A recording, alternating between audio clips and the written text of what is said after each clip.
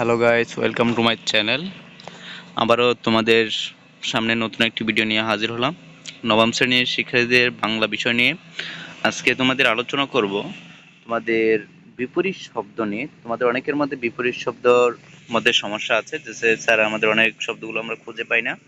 তো সকল সপ্তম শ্রেণীর নবম শ্রেণীর এগুলোর যে বাংলার ব্যাকরণের যে এগুলো আছে স্যার, এগুলো অর্থগুলো বা এটা যদি একটু বুঝিয়ে বলতেন যে আসলে বিপরীত শব্দগুলো কেন হয়, যে অনেকে এটা জিজ্ঞেস করেছো। আমি তাদেরকে অনেক ধন্যবাদ জানাই যারা এটা জিজ্ঞেস করেছো। এটা দেখার জন্য অবশ্যই আমি প্রথমে বলবো যে তোমরা চ্যানেলটি সাবস্ক্রাইব করে আমাদের পাশেই থাকো। পুরো ভিডিওটি দেখো, না টেনে পুরো ভিডিওটি থেকে দেখে আমাদের পাশেই থাকো। দেখার জন্য তোমাদের অসংখ্য অসংখ্য শুভকামনা রইল। তো দেখো যে আজকে 4.3 পাঠের যে বিপরীত শব্দ রয়েছে, এখানে যেটি দেওয়া আছে যে ইসমাইল হোসেন সিরাজি 1880 সালে 1931, মানে হচ্ছে 1880 সালে জন্মগ্রহণ করেন এবং মৃত্যুবরণ করেন 1931 সালে। তার মানে হচ্ছে তিনি 51 বছর বেঁচে ছিলেন। যে একজন কবি, উপন্যাসিক ও প্রাবন্ধিক। তার বিখ্যাত গ্রন্থের মধ্যে রয়েছে নরপ্রবাহ, রায়নন্দিনী, তারাবাঈ, স্ত্রী শিক্ষা ইত্যাদি। নিচে ইসমাইল হোসেন সিরাজের একটি কবিতা দেওয়া হলো। কবিতার যেসব শব্দের নিচে দাগ দেওয়া আছে সেগুলোর বিপরীত শব্দগুলো লেখা হলো। যেমন দেখো যে এখানে জনমী একটা কবিতা লেখা আছে, ওই কবিতা থেকে আমাদের বিপরীত শব্দ বের করতে বলা হয়েছে। তো এখানে যদি আমরা একটু লক্ষ্য করি, এই বিপরীত শব্দগুলো বের করার জন্য অবশ্যই আমাকে আগে বুঝতে হবে যে কোনটা বিপরীত শব্দ হওয়ার সম্ভাবনা আছে বা কোনটা বিপরীত শব্দ। সেটা যদি বা আমরা আন্দাজ করতে পারি তবে আমরা এগুলো বের করতে পারবো। তো দেখো এখানে যে একটি বলা হয়েছে যে হোক সে মহাগুণী মহাধনবান, অসীম ক্ষমতা তার অতুল সমান। দেখো আর বলতেছি, দেখুন হোক সে মহাজ্ঞানী, তার মানে মহাজ্ঞানী। এখানে দেখুন মহাজ্ঞানী, মহাজ্ঞানী এখানে কি হচ্ছে, একটা বিপরীত শব্দ হচ্ছে, এরপর ধনবান, ধনী, অসীম। হ্যাঁ, এখানে একটা বিপরীত শব্দ হচ্ছে, এরপর সম্মান এখানে হচ্ছে। আবার এখানে দেওয়া আছে হোক বিভব তার সমসিন্ধু জল, হোক প্রতিভা তার অক্ষুণ্ণ উজ্জ্বল। ওকে দেখো, তার মানে এখানে যেগুলো নিচে আন্ডারলাইন দেওয়া আছে সেগুলো দেখো যে প্রত্যেকটা কি কি হবে, বিপরীত শব্দ হবে। তো এগুলো কিন্তু অনেকে আমরা জানি না, বিশেষ করে আমরা বিপরীত শব্দ যে সহজগুলো যেগুলো জানি, যে বন্ধু, শত্রু এবং ভালো, খারাপ, হ্যাঁ, ন্যায়, অন্যায়, এই জিনিসগুলোই কিন্তু আমরা বিশেষ করে যেগুলো প্রচলিত সেগুলো আমরা জানি, কিন্তু এগুলো সম্পর্কে আমাদের ওরকম ধারণাটা নেই। তো যারা ভিডিওটা দেখতেছে অবশ্যই ভিডিও দেখার আগে চ্যানেলটি সাবস্ক্রাইব করে আমাদের পাশে থাকবে। পুরো ভিডিওটি টেনে না দেখে তোমরা এটি ভালোভাবে দেখো, তাহলে আশা করি সর্বোত্তম চেষ্টা যদি করো তোমরা অবশ্যই এটা বুঝবে। তো এখানে দেখো যে হোক তাহার রূপ চন্দ্রের উপম, হোক বীরেন্দ্র সেই যেন সে রুস্তম, তারপরে যে শত শত ধাস তার সেবক চরণ, করুক স্থাবক দলে স্তব সংকীর্তন।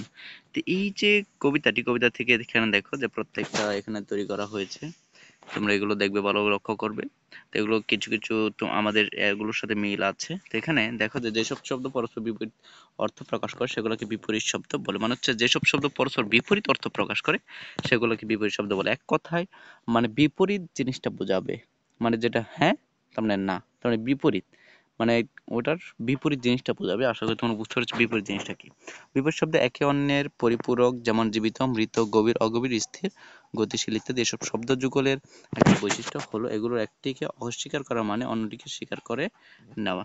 যদি কারো সম্পর্কে বলা হয় তিনি জীবিত তবে বোঝায় তিনি মৃত নন, আবার যদি বলা হয় তিনি মৃত তবে বোঝায় তিনি জীবিত নন। তার মানে এক কথা এখান থেকে কিন্তু আমরা বুঝতে পারলাম যে শব্দের পূর্বে অ, অন, আন, অনা, অপ, অপ, অবি, দূর, না, নি, নির প্রভৃতি উপসর্গ যুক্ত করে বিপরীত শব্দ তৈরি করা যায়। চেনা থেকে অচেনা, আদর থেকে অনাদর, নশ্বর থেকে অবিনশ্বর। তবে এমন বহু শব্দ রয়েছে যেগুলোর বিপরীত শব্দ গঠনভাবে আলাদা, যেমন ধনী, গরিব, আদি, অন্ত, নিন্দা, প্রশংসা ইত্যাদি।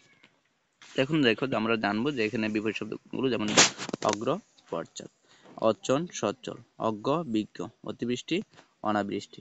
এই যে দেখতে পাচ্ছ, অদম, উত্তম, অদমর্ণ, উত্তমর্ণ, অনুকূল, প্রতিকূল, অনুরক্ত, বিরক্ত, অনুরাগ, বিরাগ, অন্তর, বাহির, তরঙ্গ, অন্তরঙ্গ, বহিরঙ্গ, অপরাধ, নিরপরাধ।